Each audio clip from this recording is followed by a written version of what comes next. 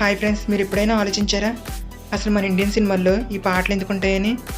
సినిమాలో ఒక సీన్ వస్తుంది, సడన్గా హీరో హీరోయిన్ డ్యాన్స్ చేస్తూ పాట పాడడం స్టార్ట్ చేస్తారు. ఈ మ్యాజిక్ ఎక్కడి నుండి వచ్చింది?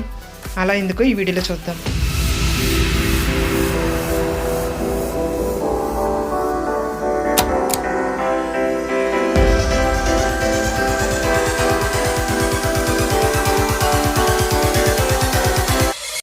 మన ఇండియన్ సినిమాల్లో పాటల జర్నీ 1931లో అలమ్మర్ అనే సౌండ్ మూవీతో స్టార్ట్ అయ్యింది.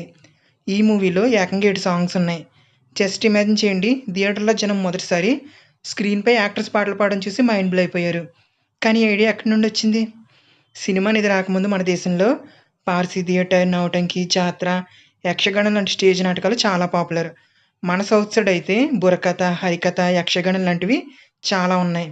సినిమా అనేది రాకముందు అందరూ ఇవే చూసేవాళ్ళు. ఈ నాటకాల్లో కథ చెప్పేటప్పుడు మధ్య మధ్యలో పాటలు, డ్యాన్సులు లాంటివి ఉండేవి.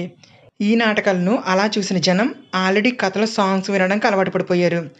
సో అలమ్మర మూవీ మేకర్స్ ఈ ట్రెడిషన్ని యాజ్ ఇట్ ఈజ్గా స్క్రీన్ పైకి తెచ్చేశారు, అది కూడా ఫుల్ స్టైల్తో. కానీ వెయిట్, అలమ్మర టీం కొంచెం హాలీవుడ్ ఇన్స్పిరేషన్ కూడా తీసుకుంది. 1929లో వచ్చిన షోబోట్ అనే హాలీవుడ్ సౌండ్ మూవీలో సాంగ్స్ ఉన్నాయి. ఈ మూవీ చూసిన అలమ్మర మూవీ మేకర్స్ ఈ ఐడియాని తీసుకుందనమాట. అదే ఇన్స్పైర్ అవ్వరు. కానీ వాళ్ళు దీన్ని ఏమీ కాపీ చేయలేదు. మన ఇండియన్ నాటక స్టైల్తో మిక్స్ చేసి ఒక యూనిక్ ఫ్లేవర్ని క్రియేట్ చేశారు. ఇండియన్ సినిమాల్లో సాంగ్స్ ఉండడానికి ఇదే అసలైన కారణమని కూడా చెప్పలేము. ఎందుకంటే సినిమా అనేది రాకముందు మన ఇండియాలో సంగీతం అంటే మనకు ఒక హార్ట్ బీట్లా ఉండేది. రామ్లీల, కృష్ణలీల వంటి టెంపుల్ పర్ఫార్మెన్స్లో పాటలు, నృత్యాలు అనేవి చాలా సహజంగా ఉండేవి. మధ్యయుగంలో వచ్చిన భక్తోద్యమంలో సంగీతం అనేది చాలా చాలా పాపులర్ అయ్యింది. ఈ భక్తోద్యమంలో సంగీతం అనేది కీ రోల్ ప్లే చేసింది. ఈ కల్చర్ మన దేశంలో సినిమాకు ముందే మనలో డీప్గా రూట్ అయ్యింది.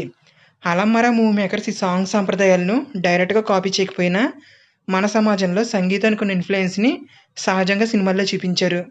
అలా అప్పటి నుండి అన్ని ఇండియన్ మూవీస్లో సాంగ్స్ అనేవి కామన్గా మారాయి. ఇండియన్ సినిమాల్లో సాంగ్స్ అనేవి కేవలం కథ కోసం మాత్రమే కాదు, అవి మూవీస్కి ఎక్స్ట్రా ఇన్కమ్ లాంటివి కూడా. పాత రోజుల్లో gramophone record, radio, cassette, CDs ద్వారా సాంగ్స్ హిట్ అయితే అది సినిమాకి చాలా హెల్ప్ అయ్యేది. హిట్ సాంగ్స్ వల్ల సినిమా మీద భారీ హైప్ వస్తుంది. దాంతో థియేటర్ కలెక్షన్లు కూడా పెరుగుతాయి. కొన్నిసార్లు ఒక హిట్ సాంగ్ సినిమా కంటే ఎక్కువ ఫేమస్ అయ్యేది. ఇటువంటి సందర్భాలు చాలా ఉన్నాయి. ఇప్పుడు ఆ రోజులు పోయి యూట్యూబ్, స్పాటిఫై, జియో7, గానా లాంటి స్ట్రీమింగ్ ప్లాట్ఫామ్స్ చాలా వచ్చాయి. ఒక మూవీ సాంగ్ వైరల్ అయితే సోషల్ మీడియాలో ఆ సాంగ్స్ని యూజ్ చేస్తూ ఇంకా పాపులర్ చేస్తారు. అంటే యూట్యూబ్ షార్ట్స్, ఇన్స్టాగ్రామ్ రీల్స్ లాగా. దానివల్ల ఆ సినిమాకి ఫ్రీ పబ్లిసిటీ లాంటివి వస్తూ ఉంటాయి. అంతేకాకుండా సాంగ్స్ అనేవి మూవీ రిలీజ్కి ముందు సూపర్ ప్రమోషనల్ టూల్గా కూడా ఉంటాయి. ఫర్ ఎగ్జాంపుల్, ఆర్ఆర్ సినిమాలో నాట్ నాట్ సాంగ్ రిలీజ్ అయినప్పుడు సోషల్ మీడియాలో అదొక సెన్సేషన్గా అయిపోయింది. ఆ సినిమాకి గ్లోబల్ హైప్ కూడా తెచ్చింది. ఇలా సాంగ్స్ అనేవి కమర్షియల్ సక్సెస్కి అలాగే ఎక్కువ ఆదాయం తెచ్చేవిగా కూడా ఉంటాయి.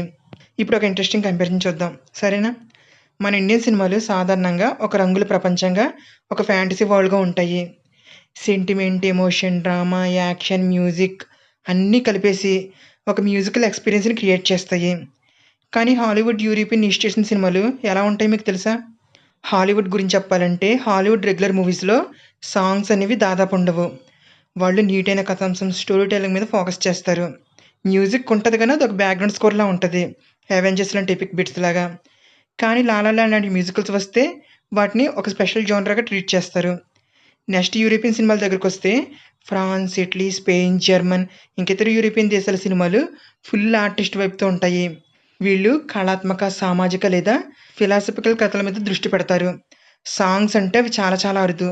ఒకవేళ ఉన్నా అవి కథకు సహజంగా ఫిట్ అయ్యేలా ఉంటాయి, లేదా ఆ సినిమా ఎమోషన్ని లిఫ్ట్ చేసేలా ఉంటాయి. ఉదాహరణకు ద అంబ్రెల్లా ఆఫ్ చెర్బగ్ అనే ఫ్రెంచ్ మూవీ ఒక మంచి మ్యూజికల్ ఫిలిం. కానీ ఇలాంటివి యూరోపియన్ సినిమాల్లో చాలా రేర్గా ఉంటాయి.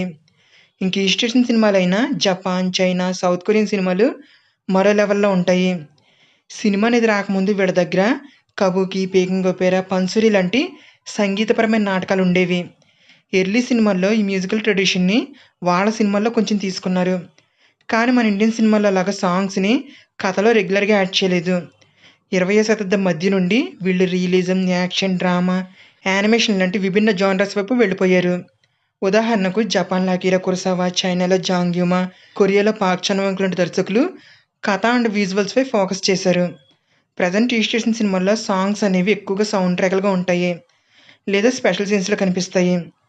ఉదాహరణకు కొరియన్ మూవీ పారాసైట్ లేదా Chinese movie crunching tiger hidden dragon మూవీస్లో లాగా. ఇంక మ్యూజికల్స్ అంటే అవి చాలా తక్కువ. చివరిగా మన ఇండియన్ సినిమాలు, ముఖ్యంగా తెలుగు, హిందీ, తమిళ మూవీస్ కేవలం కథ మాత్రమే చెప్పవు. మ్యూజిక్తో ఆ కథని మనసుకు హత్తుకునేలా చేస్తాయి. ఒక సెంటిమెంట్ సీన్, ఒక హీరో లవ్ కన్ఫెషన్, ఒక సాడ్ సీన్ లేదా ఒక ఎపిక్ ఫైట్, ఇటువంటి వాటికి సాంగ్స్, బ్యాక్గ్రౌండ్ స్కోర్ లేకపోతే ఆ ఎమోషన్ ఇంకో లెవెల్కి వెళ్ళదు. ఈ మ్యూజికల్ స్టోరీ టెల్లింగ్ని మన ఆడియన్స్ చాలా బాగా ఇష్టపడ్డారు. అలా అలవాటు అయిపోయింది కూడా. అందుకే ట్రెడిషన్ ఇప్పటికి కూడా మన ఇండియన్ సినిమాల్లో కనిపిస్తూ ఉంటుంది.